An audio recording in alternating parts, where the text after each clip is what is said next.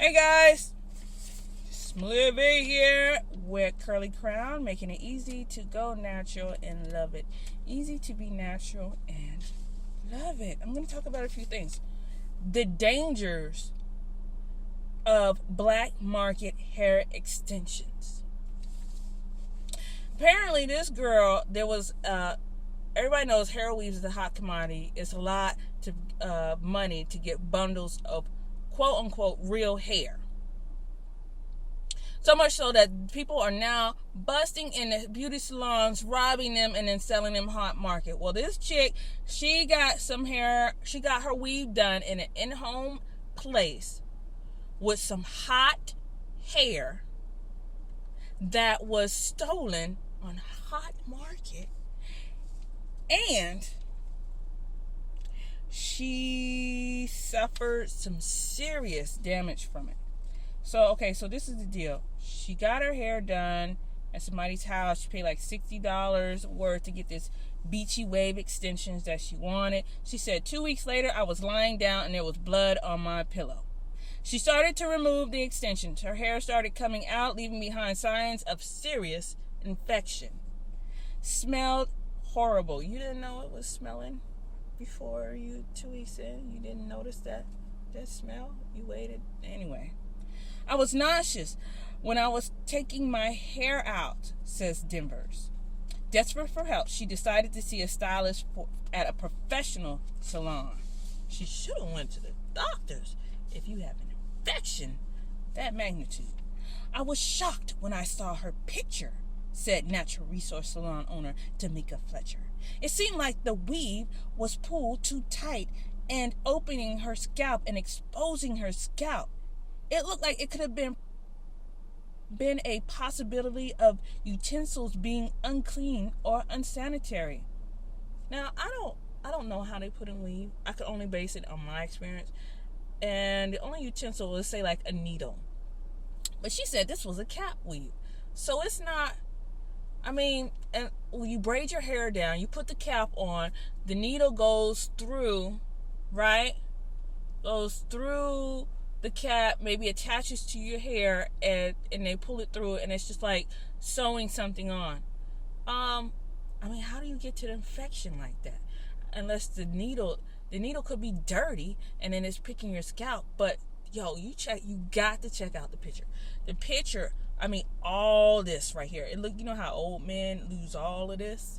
That's how it was. It was all gone. I was like, ooh, girl, I feel it for you. I don't even know. You might as well put that in a wig. I can't even help you with that. Seriously, I feel for you. Anyways, she said it could have been unsanitary, whatever, clean utensils. Denver's weave had become a breeding ground for infection, and a severe abscess developed at the crown of her head. You mean to tell me you got a weave, right? It's just like braids. Okay? If your braids sometimes get tight when they go to the Africans, you know how they get it tight. It's too tight, and if it is too tight, it will come out. But if by 3 days, 4 days, it usually kind of loosen up.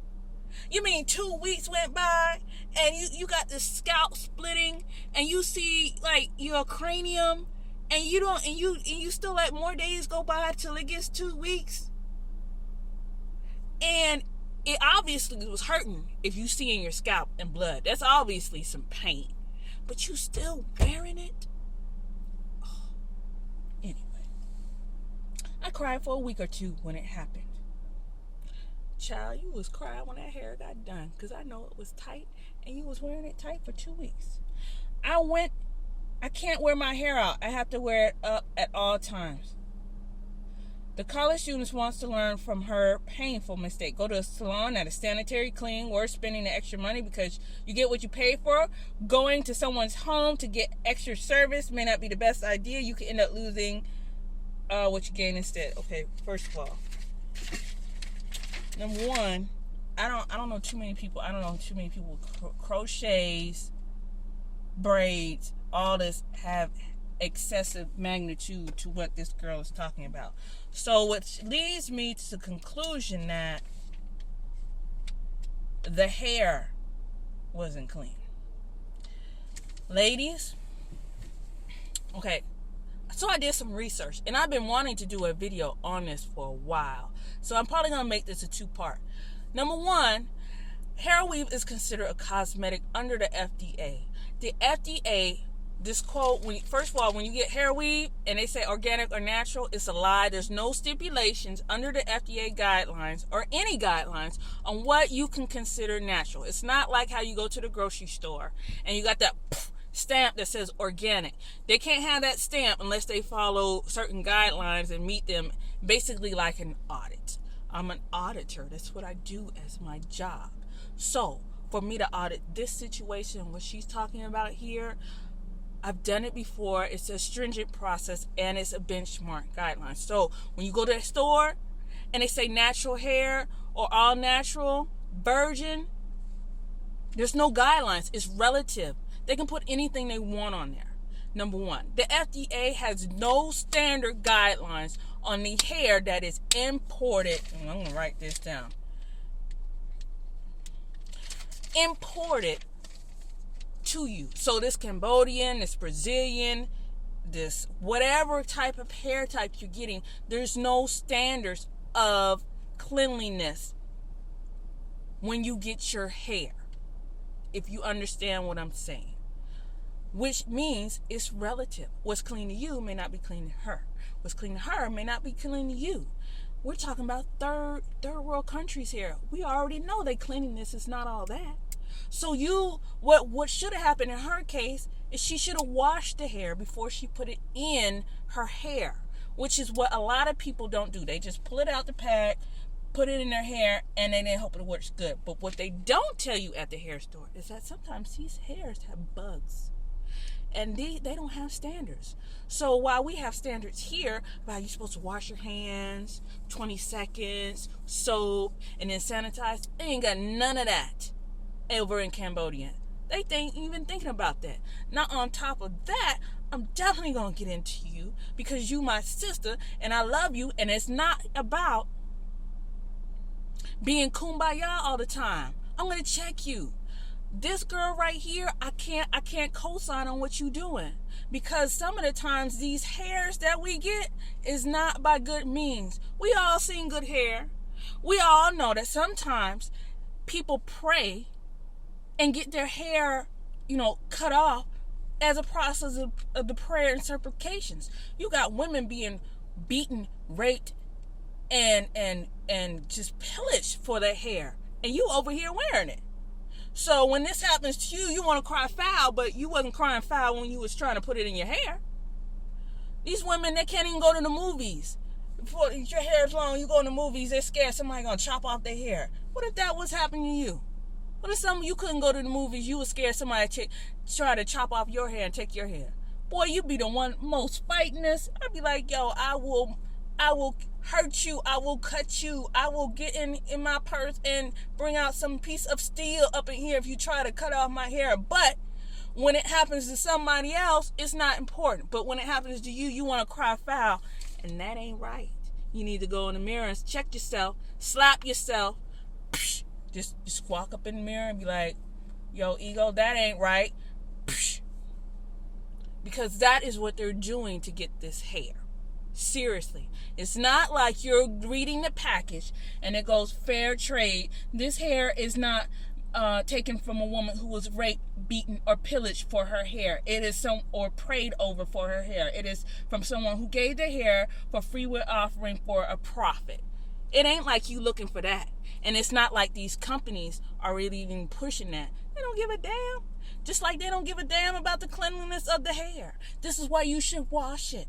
And that's clearly what happened in this case.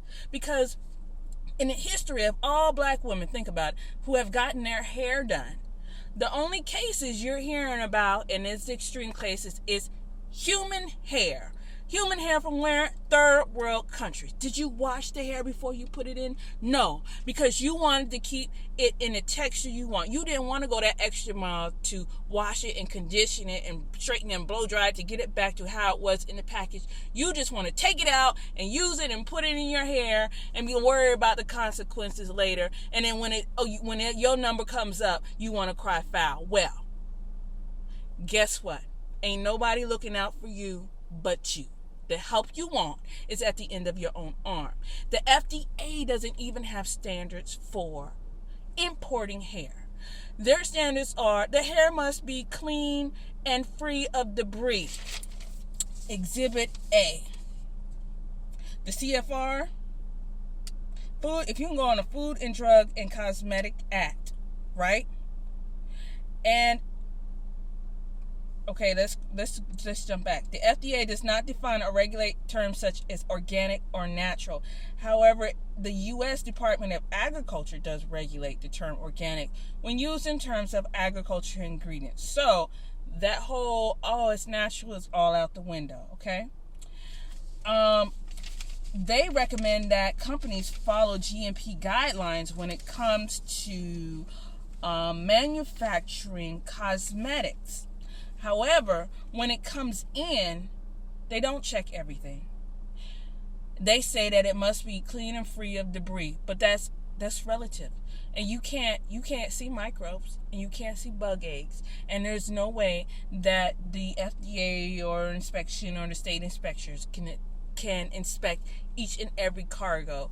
And then also, if we're talking real talk, on the Good Hair movie, he carried it in his suitcase. So that just circumvents all that inspection. I mean, they go through customs and all that, but that circumvents all that in itself, because he's a single person carrying something in versus a company that's saying, I'm carrying this in. You feel what I'm saying? So there's no type of regulation or standard. So you have to protect yourself. You have to at least wash and sanitize the hair before you put it in your hair. And then another thing is that they mislabel, which is also an FDA violation. When they sometimes say it is natural, all 100% human hair, when they know good and well it's a blend, it's a synthetic, and it's misbranding under the CFR 21 Code 701 among representations in labeling of cosmetics, which renders such cosmetic misbrand as a false or misleading representation with respect to another cosmetic or a food or drug device. So when they label it 100% human hair, knowing good and well it's not 100% human hair, you can actually call the FDA on these people, and they will get which is called a warning letter, and they will have to readjust their label. Also, with the labeling, they need to have, you need to check the labels to make sure that the label of the cosmetic package form shall specify conspicuously the name and place and business of the manufacturer or packer in English, not Chinese, not Korean, not Bangladeshian, in English. The requirements for declaration of the name of the manufacturer, packer, or distribution shall be deemed to be satisfied in the case of a corporation only by the actual corporate name, which may be preceded or followed by the name of a particular division of the corporation. Abbreviations for company incorporated may be used, and the may be omitted in the case of individual partnership or association, whatever. And then it goes on to good GMP practices, such as far as, here we go again, cosmetics may be deemed altered for essentially 4 reasons. May be injurious to users under conditions of customary use because it contains or container is composed of potentially harmful substance, contains filth, contains non-permitted or in some instance non-certified color additives, is manufactured or held under sanitary conditions whereby it may become injurious to users or contaminated with filth. Again, we have agencies that have stipulations and guidelines. They don't. They're coming from, third world countries that it's just cut it, make it look good and go. It's not safe. So, the GMPs just go on and about, documentation, cleaning, sanitary conditions. Is everybody else doing it? Is everybody else doing it the same way? Are they being trained? All the list goes on and on. But the point being is that it is most unfortunate that this woman suffered a serious abscess and infection. But at the same time, What do you expect? You wearing hair from anybody, and you're not washing it. You're not protecting yourself. So that's my rant. This is Malia V. I think I'm gonna end on a lighter note. No, I'm checking it out. This is Malia V. See you later. Peace.